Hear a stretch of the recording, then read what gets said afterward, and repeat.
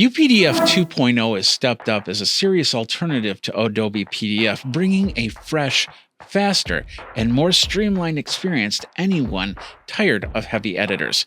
Now, this isn't a small revision, it's a full rebuild designed to be lighter, to be cleaner, and more intuitive from the ground up. With a redesigned home screen, clear navigation, and tools that get out of your way, UPDF 2.0 immediately feels like the modern PDF workflow many users have been waiting for. Today, we're going to look at the UPDF, we're going to look at the expanded feature set and AI integration. The batch operations are now incredibly powerful, letting you OCR, compress, watermark, and add backgrounds. Other features will adjust headers and footers and even remove elements across multiple PDFs all at once. And yes, even translate some of those documents to another language. And we'll do that next on Geekazine. What's up, my geeks? Jeffrey Powers here from Geekazine. Think magazine put in a geek. Now, UPDF is sponsoring this video, but all opinions are that of Geekazine. If you want to know more, check out geekazine.com/review. And if you would like your product reviewed, all you have to do is hit that contact button to see how you can get your product or website in the shop. I would like to take this time to thank my Patreons. You can go over to patreon.com/Geekazine if you want to be a part of that. And of course, you can always send a one-time tip over at venmo.com/Geekazine. UPDF is an app that lets you create and edit PDF files. Their parent company is Super Ace Software Technology Limited, based out of China. Their software is rated as safe to use because it will entail security features and data privacy.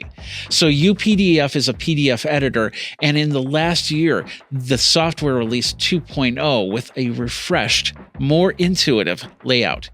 The new right side properties in the panel gives you instant access to formatting options while updating themes and eye protection modes, making long reading for editing sessions feel easier. So how do you create PDFs? Let me know in the comments below. Whether you're converting entire documents into single long images, extracting pages as image-based PDFs, or navigating form fields throughout a clean left panel list, UPDF 2.0 is built to streamline your daily document.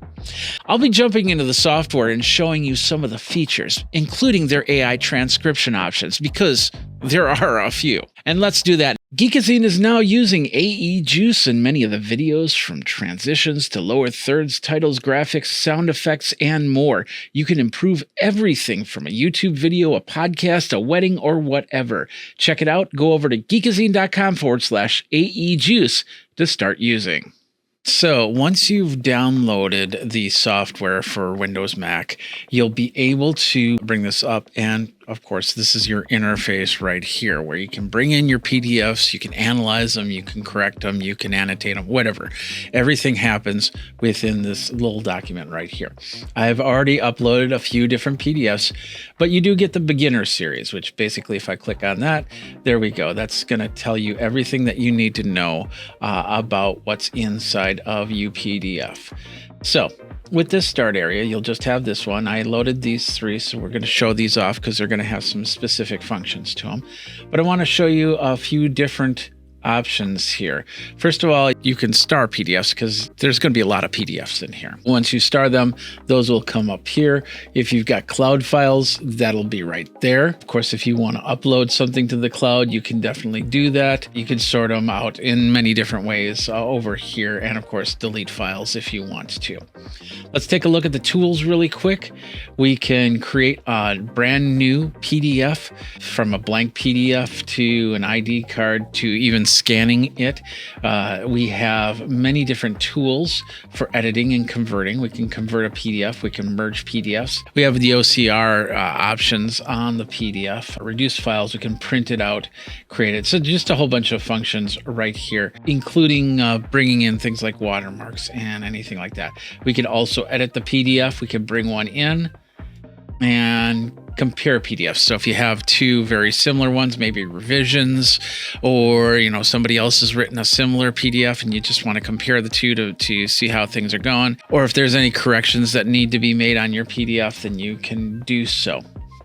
We have the AI mode, which we'll go to a second, and then we have the cloud mode. So if you hit the cloud, that's going to be your shared folder on the cloud.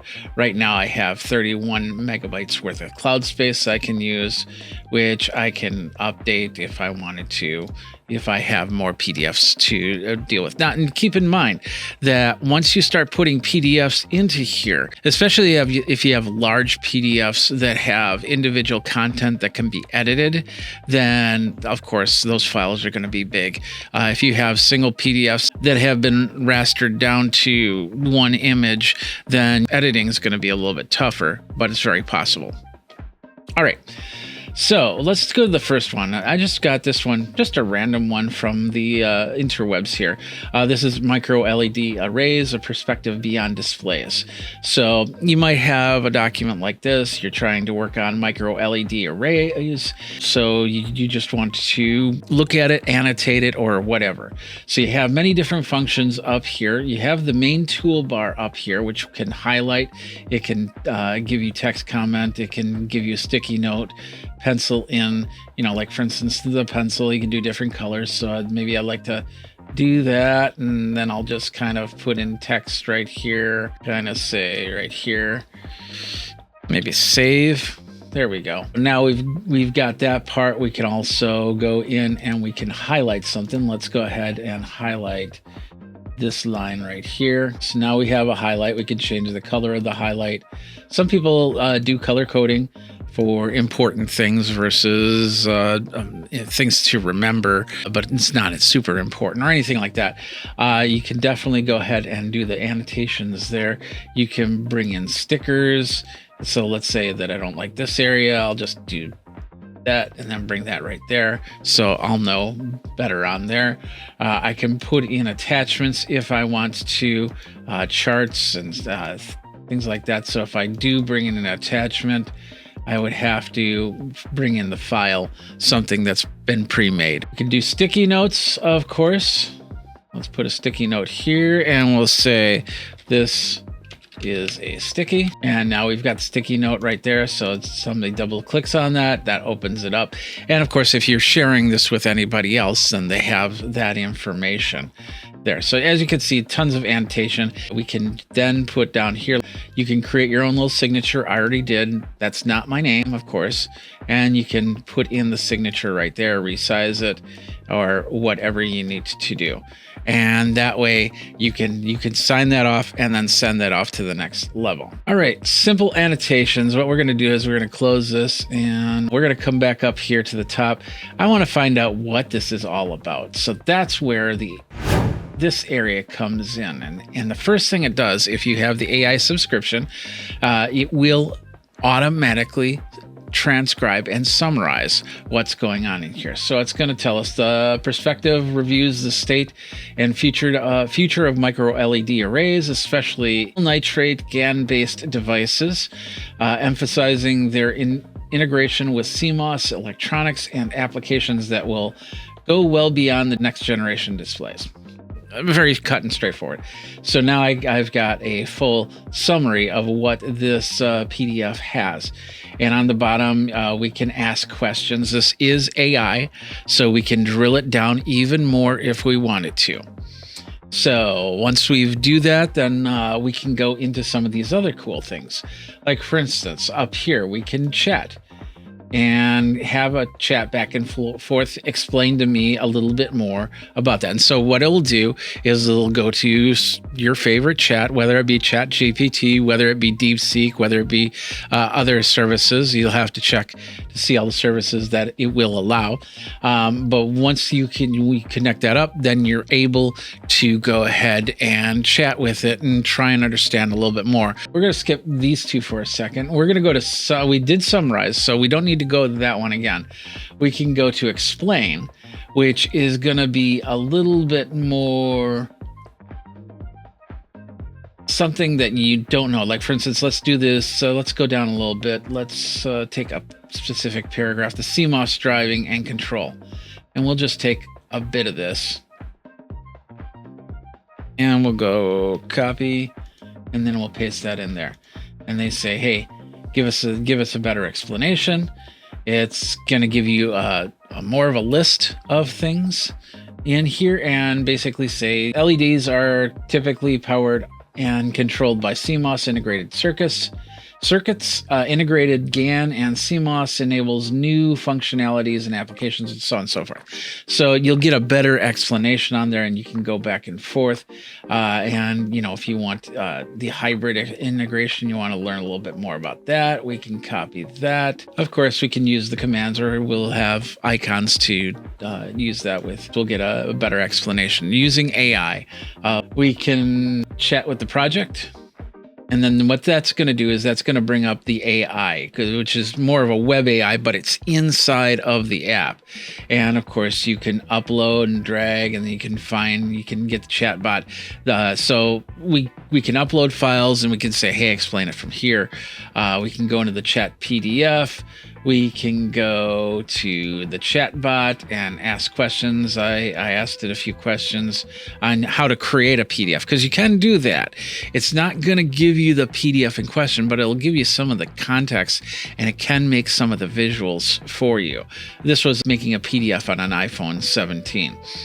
You can do some Scholar research, and we can find more documents on micro LEDs. So it's asking technical scope, it's asking time range within the last year. Now it's going to do a paper search. So within the last year, it's going to find anything that's dealing with micro LEDs, which you can peruse through. It says it's retrieving specific papers, and it did expand the search keywords to micro LED, mass transistor, pick and place, driver integration, things like that. And it found some documents. It's still thinking. And this part might take a little while, because it's going through it's searching through the internet, trying to find all the documents that pertain best to the micro LED query. So I found these projects right here. So we'll bring that up. We'll take a look. So that's one of the PDFs right there. And if that looks good, then we'll bring it into our PDFs, so we can use that to get information from, to create whatever, annotate, or, if we're doing a research paper or anything like that. And of course, we have the library. That's everything that we looked at right here in this area. So let's go ahead and close this. Let's go back to here. So we're in the micro LED area. So we've done the annotation. We've done all this. So that looks good. We're going to go to a different PDF here, because I want to show you the translation stuff. This is the PDFs that I normally deal with. And that's this right here. I made, as a musician, I made a bunch of PDFs where I had, wrote down lyrics, and then of course chord changes for when I'm doing an acoustic show or with a band or anything like that. So got all the lyrics. This is Honky Tonk Woman, and I got all the lyrics. So now this was just a regular PDF, and since it is a full PDF editor, I can go ahead and I can change some of this stuff.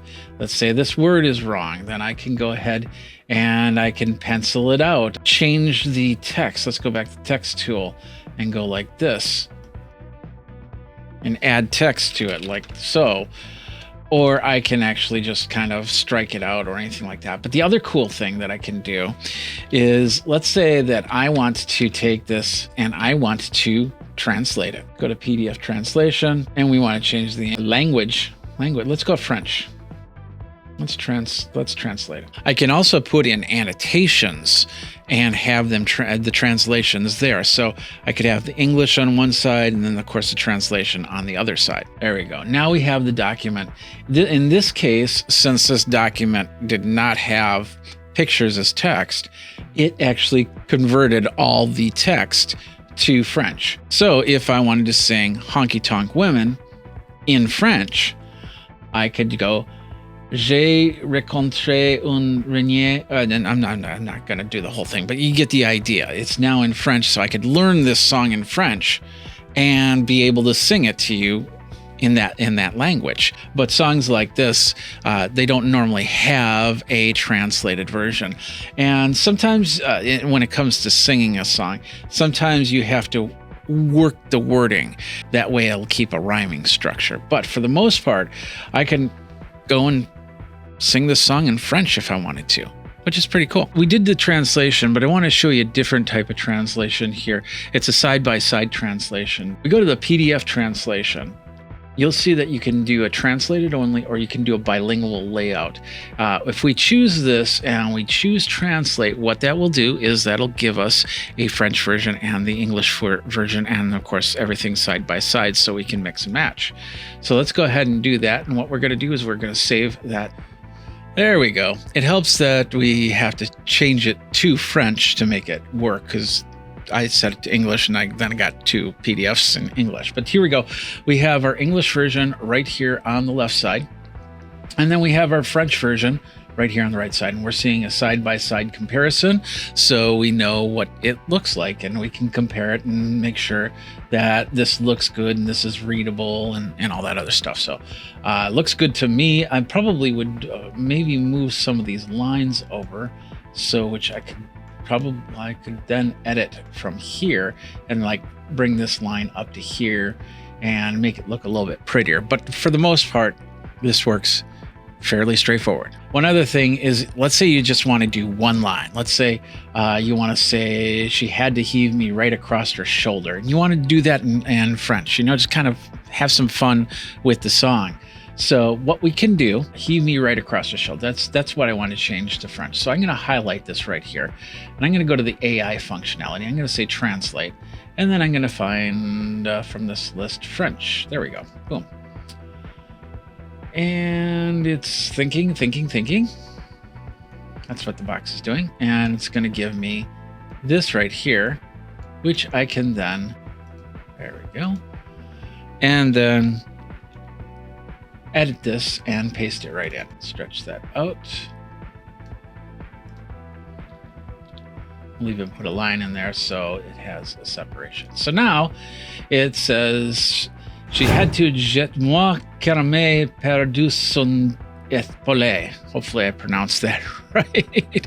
And that is now has that line in French. The best part is then you can customize it to yourself and have that little rondelle chic to it that gives it your little twist to things. And I do that every now and then in songs. So it's kind of fun to actually bring in the PDF and say, hey, what happens if I do this? What happens if I say this in German? I can easily do that and then talk to the AI, and it'll even give me the pronunciation if I ask it to. But once again, for the most part, if you want to start from scratch and create a PDF, you can definitely do that. And there's different templates you can get as well. This is just a simple, straight, blank PDF.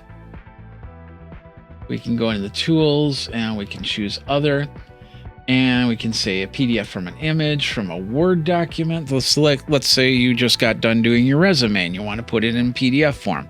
You can load it in here and then even spruce it up, but even a little bit more for the PDF, and do all the functionality, lock it down if you need to, so somebody can print it only, or they can't edit it or anything like that, and be able to send that out. And of course, that encryption is right here. So we can drag the file in, we can encrypt it, and we can send it out. So we have a little bit of security. Of course, with AI, the best part about AI is it works just like with ChatGPT and DeepSeek, where you start asking questions. You've got right here, these are all the queries that you had before. So we were putting together, I was trying to figure out how I can put together a PDF for the iPhone 17 specs. Fairly straightforward. And of course, it created this for me. Very simple, that I can now take into a PDF. So what we can do is we can copy all this. We can then create a blank PDF. So we have the iPhone 17 information here. We can start our PDF by simply downloading it. Of course, I'm going to be saving that. We're going to call that iPhone. And now we save that. Now I can come in here and bring it in here. And now we have this. We can work with this right now by editing. And then we can move this stuff around if we want to. We can edit the text or anything like that. So if I would, let's say I wanted to get in a picture of an iPhone over here, I could shrink this down a little bit. I could take this and I could move this more towards the right. There we go. And as you can see, have a little bit more options to edit this around. Some other things we can do, like I said, we can edit, we can we can do as a form. So if we need to have somebody sign that form, we can definitely do that. Put a signature box in right there. Put in a date field right here. And as you can see, it's just, these are editable forms. So when I send it out, they just click on the tag and then they sign it and then they can send it back. We can create text fields, radio buttons and everything. So close that. We can, once we've got this set as a form, we can edit this form. And then of course we can do some redaction too, which is really cool.